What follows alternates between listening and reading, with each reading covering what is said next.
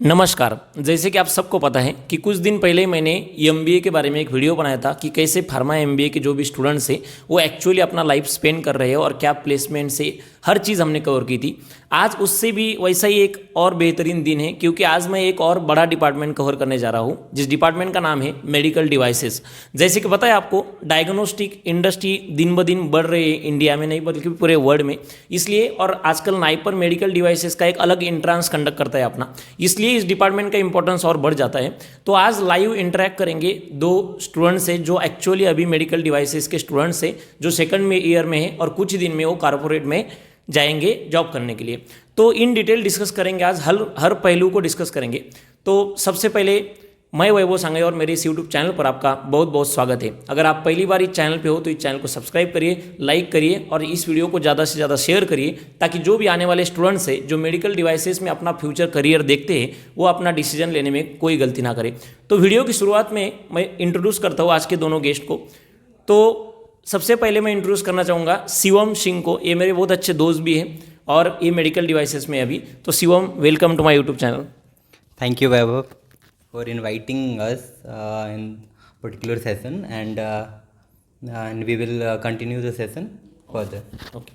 और दूसरे हमारे साथ है Nancy, very very welcome to my YouTube channel. Thank you so much, Vaibhav, and it is actually our pleasure to be here and to share information about medical device department.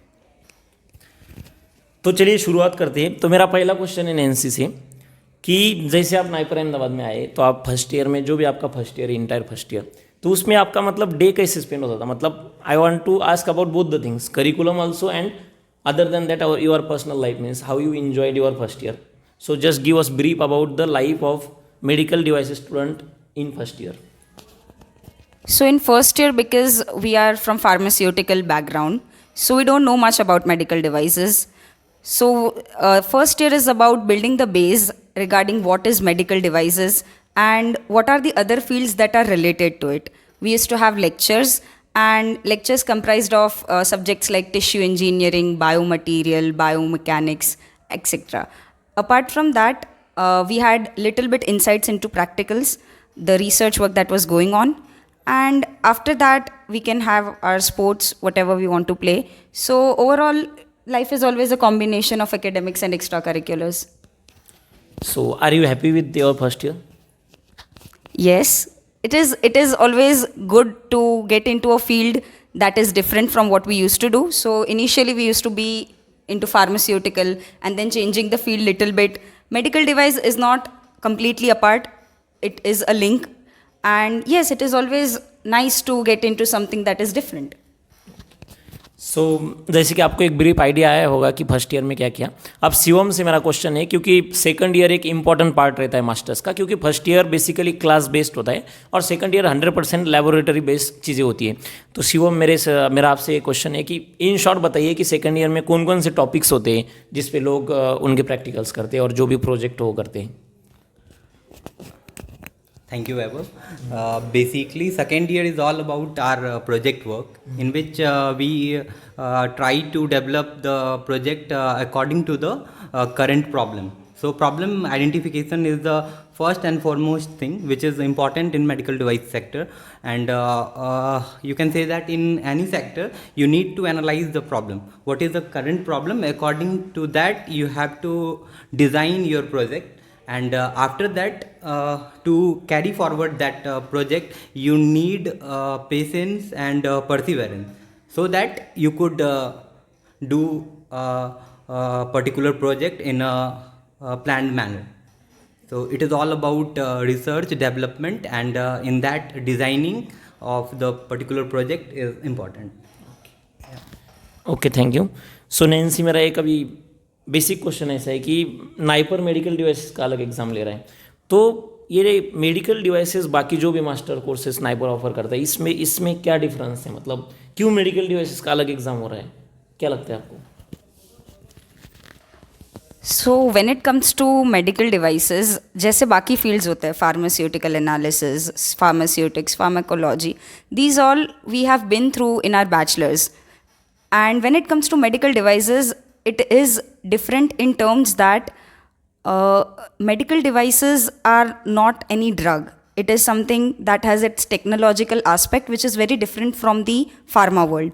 So it requires a different preparation, and you can say that you are changing your path when you come from bachelor's in pharmacy. So yes, indeed, it requires a different exam, a different preparation, and a different mindset. Okay, thank you. एक interesting question ये है अभी कि शिवम जैसे कि अब students admission लेंगे, अभी आज तो जीपैट का फॉर्म भी रिलीज़ हुआ है, तो जो भी स्टूडेंट्स स्नाइपर में आना चाहते हैं, अगर उनको लग रहा है कि हमने मेडिकल डिवाइसेस करना चाहिए, तो क्या ऐसी बेसिक क्वालिटीज़ हैं जो स्टूडेंट्स में होनी चाहिए ऐसा आपको लगता है? अगर आपको मेडिकल डिवाइसेस में आपका करियर करना है तो बेसिक थिंग्स, मतलब कॉर्पोरेट की नीड क्या है कि क्या बेसिक क्वालिटीज़ होना चाहिए स्टूडेंट्स में? देखिए, मेडिकल डिवाइस बेसिकली अगर आपको लेना है तो उसके लिए कुछ ऐसा नहीं है कि ये कुछ आउट ऑफ द बॉक्स आपको चाहिए जो कि फार्मास्यूटिकल सेक्टर में नहीं है और इस सेक्टर के लिए वो चीज़ अल्टीमेट है। बट मेन चीज़ ये है कि कोई भी ब्रांच आप लेते हो, इधर इट इज़ मेडिकल डिवाइस और pharmaceutical, the main I think quality one should have is the one should have the ability to analyze the particular problem, and accordingly mindset should be that I can identify that the problem is existing, and the design part is most important in medical device. If you can design particular project or particular device in that mindset, that you can first, you have the ability that you can identify that problem, and accordingly you have the mindset that you can design the particular project in that way that it will be beneficial for the society. So you should focus on the whole society part, that the project should be like that ki it should be beneficial for majority of people, then only it is good. And one of the other thing I can say that कि अगर आपके पास patience है, क्योंकि अगर आप project करते हो medical device में और फार्मास्यूटिकल में, तो प्रोजेक्ट करने के टाइम ऐसा होता है कि सेकेंड ईयर में जैसे हम लोग प्रोजेक्ट करते हैं, इसमें क्या होता है कि फेलियर आपके पास आएगा, तो फेलियर से आपको सीखना पड़ेगा। Learning is what is important, कि फेलियर ही आपको सिखाएगा।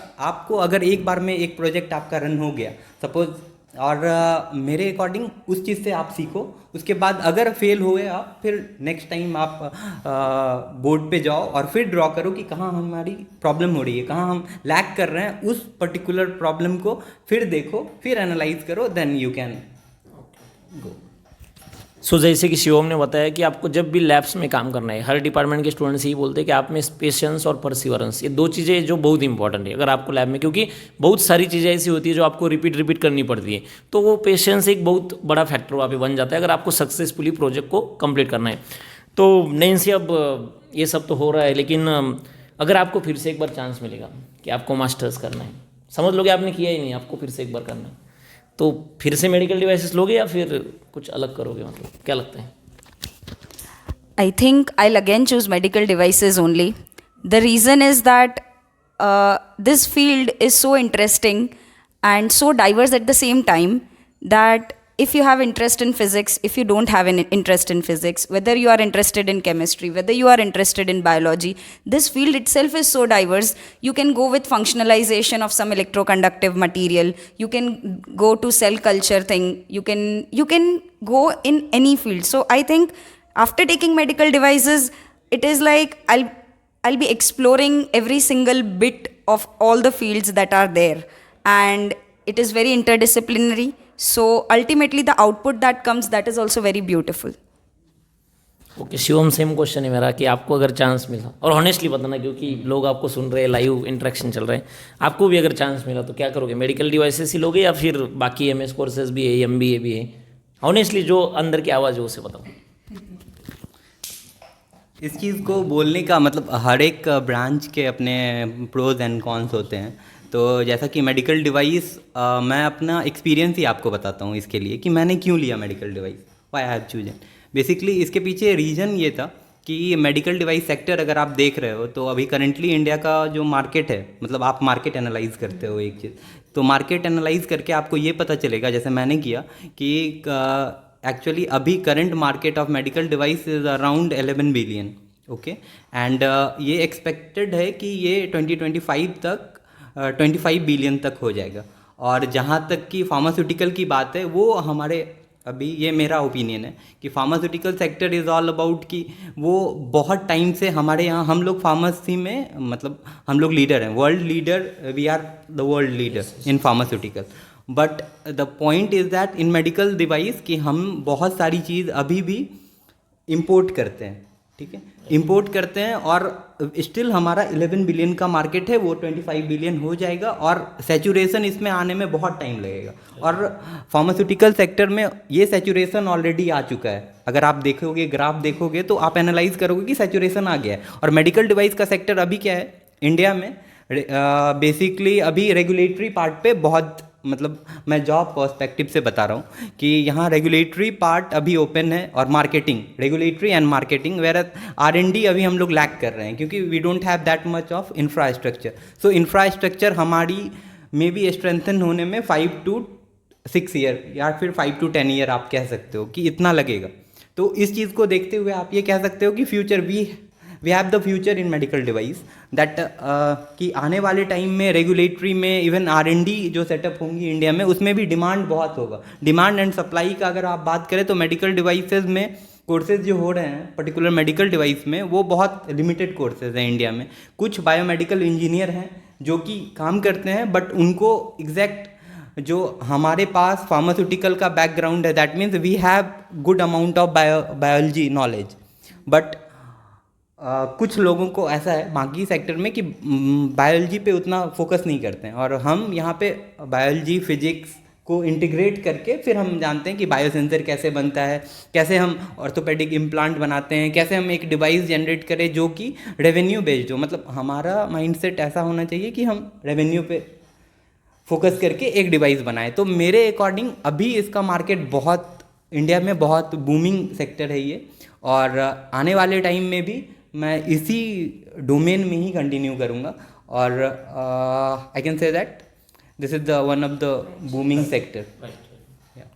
Okay, thank you Shivam. जैसे कि शिवम ने बहुत सारे फैक्ट्स फिगर भी कवर करे कि इंडिया में क्या मार्केट है, क्या फ्यूचर है। सो मेरा एक क्वेश्चन ऐसा है कि देखिए, सबसे इंपॉर्टेंट चीज़ होती है प्लेसमेंट्स की, और जो भी लोग एडमिशन लेंगे उनके लिए एक बहुत बड़ा फैक्टर हो जाता है। अब अभी मेडिकल डिवाइसेस ऐसे कोर्स है कि बहुत सारे IITs में भी अवेलेबल है, नाइपर्स में भी अवेलेबल है, लगभग सारे नाइपर में ही मेडिकल डिवाइसेस हैं। तो मेरा क्वेश्चन ये है कि जो भी आपके जूनियर्स होंगे उनको क्या एडवाइस करोगे? एक तो पहले इन ब्रीफ पे अगर एवरेज पैकेज बता दो, प्लेसमेंट बता दो, और दूसरी चीज़ ऐसे है कि जो भी जूनियर्स आएंगे उनके लिए एक थोड़ा आइडिया बताओ कि कौन सा नाइपर वो प्रेफर करे फॉर मेडिकल डिवाइसेस, और क्यों प्रेफर करे, इन शॉर्ट बताओ थोड़ा। So, placements is something that varies from person to person. But if I will talk about the range, then year-wise also the placement package ranges vary. This year it is in the range of 4 to 5.5. Last year it was lesser than this, and in the upcoming years it is going to keep increasing only.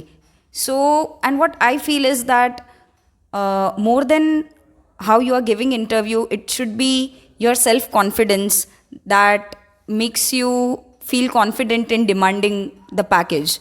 And package is something like, if you believe in yourself that you deserve this much amount of salary, and then you should have that much confidence as well to ask for it. So this is package. And what else? Naipers. Niper, yes. If it comes to medical devices, I will surely say either you take Ahmedabad. If not, then Hyderabad, Ahmedabad are the good places to be at. I feel Ahmedabad is the best because here the medical device market is very nice. Once you have finished your masters, then you have many companies to hop on, like from one to other, from other to third one, like that. And apart from that, the industries of medical devices are prevailing in Ahmedabad since a very long time. So you get better exposure as compared to the other companies. So yeah, Ahmedabad is the choice, of course. जैसे कि Nancy ने बोला अहमदाबाद पहला choice है, उसका reason भी ये है कि हमारी जो भी ministry of chemical and fertilizer है उन्होंने भी नाइपर अहमदाबाद को मेडिकल डिवाइसेस में सेंटर ऑफ एक्सलेंस दिया है, और इसलिए, और यहाँ का मेडिकल डिवाइसेस है जो नाइपर्स में सबसे पहले यहाँ पे स्टार्ट हुआ है, इसलिए मेडिकल डिवाइसेस में फर्स्ट चॉइस नाइपर अहमदाबाद ही होगी। तो अब मेरा शिवम से एक लास्ट का एक क्वेश्चन है कि अब जिपैट नाइपर लाइन अप है, तो जूनियर्स को क्या एडवाइस देना चाहोगे, क्योंकि टाइम बहुत कम है, 2 मंथ है, और इस बार तो ऐसा है कि दोनों एग्जाम साथ में ही होगी। Student are already in too much frustration, क्योंकि पता ही नहीं कि क्या होने वाला है। तो क्या एडवाइस देना चाहोगे कि क्योंकि अभी स्टडी पे उनको बहुत फोकस करना है और दोनों एग्जाम साथ में आएगी नाइपर जीपैट की, तो कैसे वो फोकस करें और कैसे कैटेगराइज करें चीज़ों को, इन शॉर्ट बताओ। हाँ, जैसा कि अभी नाइपर और जीपैट में भी 2 मंथ बाकी है अभी एग्ज़ाम का, तो बेसिकली आपका फोकस ये नहीं होना चाहिए कि मैं सब कुछ कवर कर लूँगा, इट इज़ नॉट पॉसिबल। अभी ये फोकस होना चाहिए आपका कि आप सेलेक्टेड टॉपिक लो, सेलेक्टेड सब्जेक्ट लो, पहला जो मेजर सब्जेक्ट है उस पर फोकस करो और उसको रिवाइज़ करो। और आप बहुत सारी चीज़ें पढ़ोगे और फिर ये चाहोगे कि सब कुछ मैं वहाँ जाके अटेम्प्ट कर लूँ, वो नहीं हो सकता है, that is next to impossible. So मैं यही सजेस्ट करूँगा कि आप सेलेक्टेड नंबर ऑफ सब्जेक्ट लो, जो सब्जेक्ट मेजर सब्जेक्ट हैं उन सब्जेक्ट पे ज़्यादा फोकस करो और आप रिवाइज़ करो प्रॉपर। रिवीजन आप जो भी पढ़ रहे हो 1 घंटे 2 घंटे टाइम निकाल के रिवीजन करो उसका पूरा, जो भी आप डेली पढ़ रहे हो उसका revision is first and foremost thing. और बेसिक जो है उस पर आप स्टिक रहो, वो कभी ना कभी कहीं ना कहीं आपको जीपैट में और नाइपर में दोनों जगह बेसिक ही आपको मार्क स्कोर करवाएगा। तो ये एक बेसिक आइडिया था जीपैट और नाइपर का, क्योंकि नाइपर जो है वो मतलब टाइम कम होता है और नंबर ऑफ क्वेश्चन ज़्यादा होता है, तो वो basically mug up type of things वहाँ पे ज़्यादा पूछी जाती है। बल्कि जीपैट एक कंसेप्चुअल बेस एग्जाम होता है जिसमें नंबर ऑफ क्वेश्चंस टाइम के हिसाब से कम होते हैं, तो एक बेसिक डिफरेंस है। तो अब एक लास्ट क्वेश्चन है नैन्सी से कि जस्ट बताओ कि कौन कौन से जॉब रोल्स होते हैं जिसमें आपको अपॉर्चुनिटीज़ मिलती है आगे, एकदम शॉर्ट में कौन कौन से जॉब रोल्स होते हैं, नाम बताओ बस। I categorize job into parts. The first one is if you're more inclined towards research domain, then you can take research assistant jobs, JRF, SRF. Apart from that, you can just be working as a research associate assistant in any company. Then if you're not into R&D, then it comes that you can be into regulatory affairs, you can get into medical writing, or you can get into quality assurance, or there are many jobs in medical device sectors that are non-research based. Okay तो जैसे कि Nancy ने बताया एक बहुत ही growing sector है medical devices, इसके लिए मैंने ये कवर किया है। अब दोनों के लिए एक लास्ट कॉमन क्वेश्चन है कि मेडिकल डिवाइसेस आपने नियर अबाउट ऑफ कंप्लीट कर ही लिया है, लास्ट के 2 महीने ही बचे, उसके बाद तो आप जॉब के लिए जाओगे। तो मुझे बस एक वर्ड में आंसर चाहिए कि सेटिस्फाई हो या नहीं हो, क्या ऐसा लगता है कि यार MBA करना चाहिए था या फिर कुछ और कोर्स करना चाहिए, तो सेटिस्फाई हो या नहीं हो? Of course, satisfied. आपका क्या है? Satisfied, 100% satisfied. और जहाँ तक MBA की बात आपने किया, MBA क्या है ऐसा कि आप हर सेक्टर में, हर डोमेन में MBA का एक मतलब ऐसा है कि MBA आप कर सकते हो कभी भी। और medical device is kind of specialisation कि अब इस डोमेन में आपको कौन सा पर्टिकुलर मेडिकल डिवाइस डोमेन में कौन सा प्लेस चाहिए आपको जहां आप वर्क कर सको, वेदर वहाँ भी MBA आप एडमिनिस्ट्रेशन वर्क कर सकते हो। You can study MBA after medical device. So it is a personalise thing कि अगर आपको मन है कि मुझे MBA करना है तो you can do it any time, it is open I guess.